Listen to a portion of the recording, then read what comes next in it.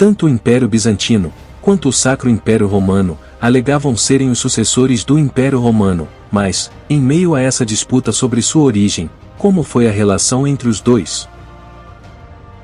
As relações entre o Império Romano e o Sacro Império Romano eram uma mistura de antagonismo ideológico, conflito para a Itália, mas também cooperação quando necessário. O Sacro Império Romano surgiu no Natal de 800, quando Carlos Magno foi coroado imperador pelo Papa em Roma. Os bizantinos consideravam o título de imperador um privilégio apenas de seu próprio monarca, o romano Basileus. Na verdade, até este ponto, eles raramente tiveram que apontar que seu monarca era o imperador dos romanos, ele era simplesmente o imperador, pois todos entendiam que esse título pertencia ao governante romano desde sempre. Deste ponto em diante, os bizantinos sempre se referiram ao seu governante como imperador e autocrata dos romanos. A justificativa ideológica para a coroação de Carlos Magno como imperador era que o trono em Constantinopla estava vago, porque uma mulher, Irene de Atenas, ocupava o trono. Embora os bizantinos não considerassem impossível que uma mulher fosse imperador, consideravam isso algo anormal. No Ocidente essa ideia foi completamente rejeitada. Mais tarde, historiadores do Sacro Império Romano traçariam a linhagem dos imperadores dos antigos romanos aos bizantinos, a Carlos Magno e seus sucessores, e depois a Otto I, e assim por diante. Esta era a doutrina da Translatio Imperii. A verdadeira razão para a coroação de Carlos Magno foi que seu Estado franco foi capaz de intervir na Itália e apoiar o Papa. Os bizantinos, desde a década de 640, ignoraram amplamente o Ocidente, pois tiveram que se concentrar nas incursões e assentamentos eslavos nos Balcãs, e, mais importante, no ataque árabe que ameaçava acabar com o próprio império. Isso deixou um vácuo na Itália que os francos estavam muito dispostos a preencher. De 801 a 810, bizantinos e francos estiveram em guerra. Irene havia sido deposta e o imperador bizantino Nicéforo assumiu. Ao contrário de Irene, que até havia pensado em se casar com Carlos Magno, Nicéforo não aceitaria as pretensões imperiais do governante franco. As duas potências imperiais lutaram em terra e pelo mar pelo controle de Veneza e da costa da Dalmácia. Como os bizantinos estavam muito preocupados com os búlgaros, eslavos e árabes, eles não puderam dedicar muitos recursos e tiveram que concordar em trocar as terras dálmatas que Carlos Magno conquistou com o reconhecimento de seu título imperial. Assim, eles o reconheceram como imperador, mas não como imperador dos romanos. Em meados do século IX, a cena política no Ocidente havia mudado dramaticamente, pois a de Carlos Magno havia se fragmentado enquanto Roma era mais autônoma. Quando os árabes se instalaram na Itália em 838, o perigo islâmico obrigou os dois impérios cristãos a cooperar. Os bizantinos e os francos sob Lotário I, tentaram duas vezes uma aliança de casamento enquanto seu sucessor, o imperador Luís II, aprofundou a cooperação entre as duas partes. Em 869 e 870, houve operações bizantinas francas conjuntas na Itália contra os árabes. Em 871, o imperador Luís conseguiu capturar Bares. A cooperação durou pouco, no entanto, pois ambas as potências buscavam controlar o sul da Itália. À medida que o Sacro Império se fragmentava e entrava em colapso em lutas internas, os romanos conseguiram afirmar seu controle no sul da Itália, e emergir como a principal potência na região, apesar da perda da Sicília para os árabes. O Papa agora buscava a proteção bizantina, não franca. No entanto, isso não durou muito.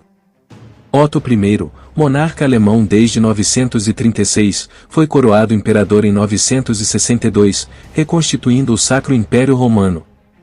Alguns historiadores consideram Otto como o fundador do Sacro Império Romano, não Carlos Magno. Isso não foi bem-vindo pelos bizantinos, que na época eram liderados por Nicéforo Focas, um soldado imperador que não estava disposto a aceitar as pretensões imperiais de Otto.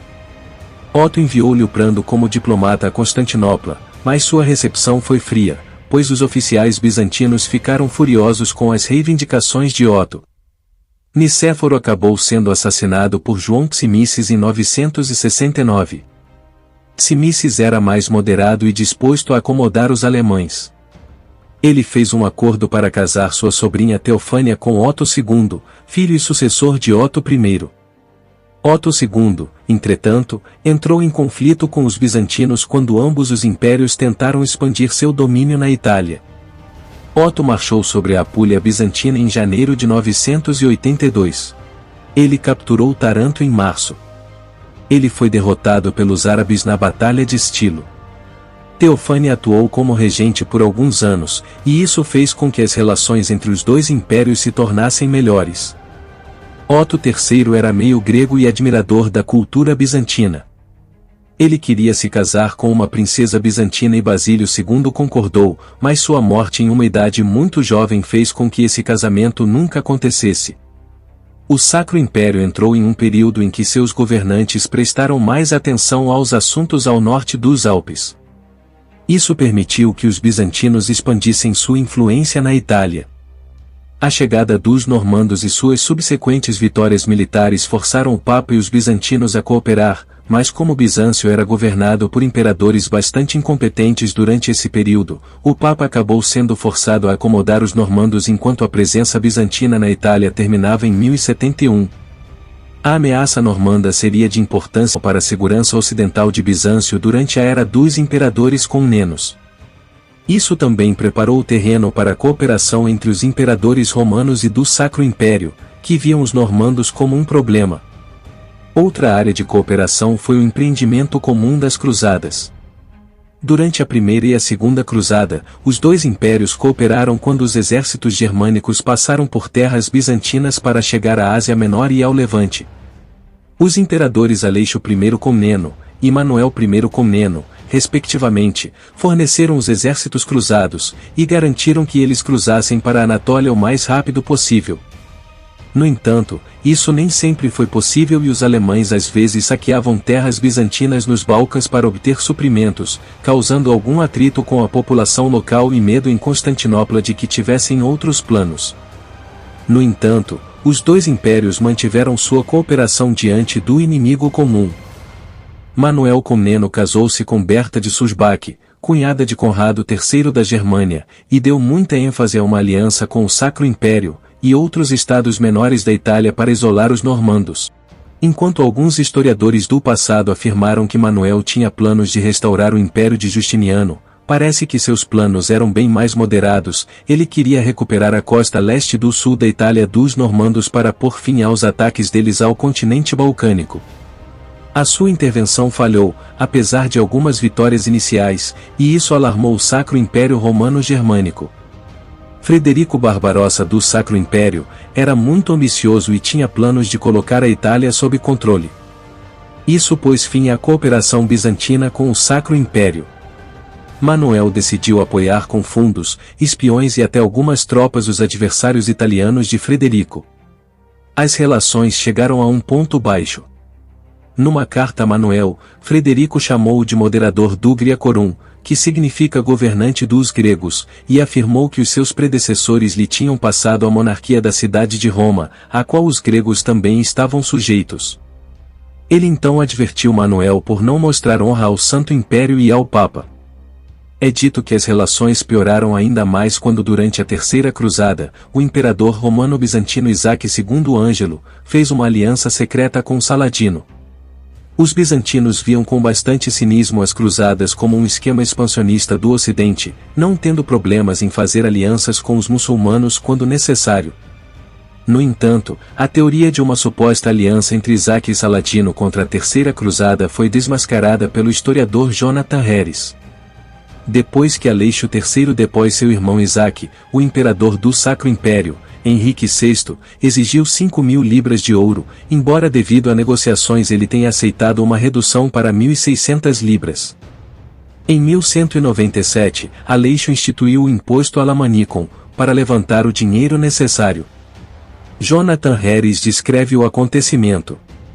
Uma taxa especial, o alamanicon, ou imposto alemão, foi imposta às províncias para atender à demanda, e os ornamentos de ouro e prata nas tumbas de imperadores mortos há muito tempo foram saqueados para fornecer mais fundos, apenas o de Constantino, o Grande, na Igreja dos Santos Apóstolos sendo poupados por decreto imperial. Quando Henrique morreu, Aleixo não pagou o tributo, mas esse incidente aumentou ainda mais as tensões entre os dois impérios.